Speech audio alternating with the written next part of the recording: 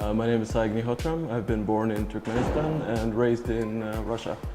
And I'm a competitive powerlifter, specifically WPC candidate master of sports and champion of Russia, champion of Europe.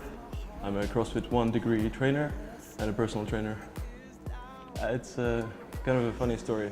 I used to be a pretty fat kid back in the day, and I tried a number of funny sports in general, but then I ended up doing weightlifting, and I went to a gym and I was just picking up the bar and I saw two trainers just kind of looking over the corner. They're like, "Oh my God, like, you do realize you're 16, you're lifting 150. I was like, "Oh, I don't know, like, it's pretty cool." So they were like, "Yeah, tomorrow 9 o'clock, let's start the training." So that's how I kind of got into it. For me, it was always my trainer, Valery Grivtsov, because he started off as a kid as well. He was pretty poor. They picked him up literally off the street.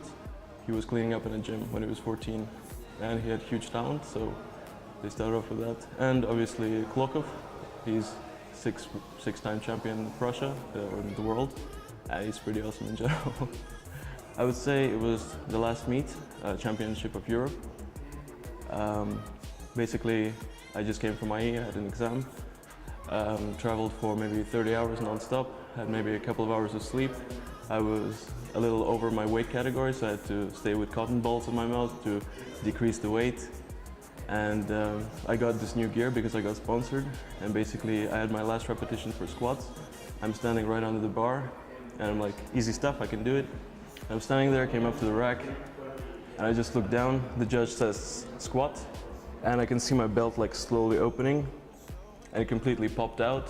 I capped, and I fell with the weight off my back, and I had like stars in my head and whatnot. For about maybe 5 seconds, I crawled forward, not seeing anything. Then they picked me up, they gave me the thing, and I had to make a decision of whether I actually continue doing it, because usually it's such a huge shock for people that they can't continue. So I said, you know what, screw it. I'll do, instead of 273, I'll do 280, because I had to beat the other guy who was against me, who was up. So I don't know, I kind of came up to the thing and did it. I stopped doing powerlifting now, and because it's quite hard on your body, and I don't really have the time. So right now it's education and entrepreneurship.